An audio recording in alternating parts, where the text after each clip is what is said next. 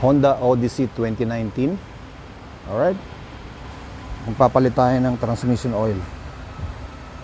Yun yung transmission oil. Yun yung transmission niya, no, nasa kaliwa. So, bababa na natin yung oil. Okay. Then, pag re-refill mamaya, papakita natin kung paano siya nire-refill. Kasi mukhang sa mga unang tingin, pagka hindi mo siya kabisado, no, mukhang wala siyang lagayan ng oil. Okay? So, papakita natin mamaya yan for everyone's informations. Alright?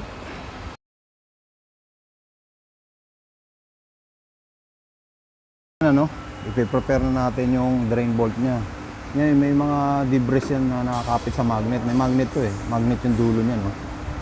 So yan, lilinisin natin. Papalitan natin yung washer. Alright?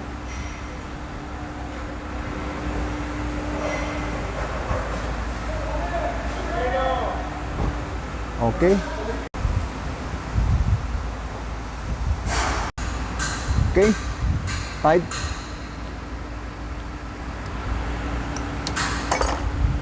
Linis. Then marks. Okay. Alright. Oil na ilalagay natin, ano? Naka-ready na siya. Alright.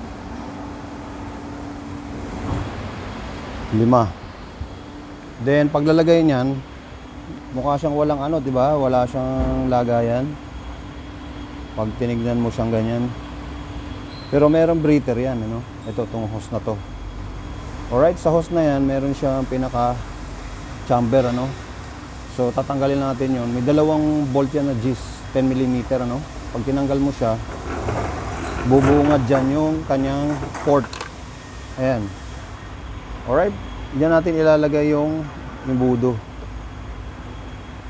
Okay, lalagyan natin siya ng imbudo dyan para makapag-refill tayo ng fluid. Alright. So ayan, maglalagay na tayo, nakapwesto na yung imbudo, no? Ito yung ngayon yung fluid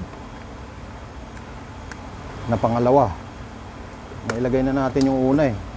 Bus na yan, no? So yung pangalawa, ito. Dahil may limiter yan, kahit ibuhos mo dito yan, hindi yan magkakatapon-tapon, ano? Kaya nilagyan natin ng limiter yan sa gitna, oh. Dahil magbaback pressure sa baba yan pagka wala nito. Okay? Kalat yan pagka binigla-bigla mo rito. Kahit nga dahan-dahan. Kalat yan dun, magbaback pressure siya.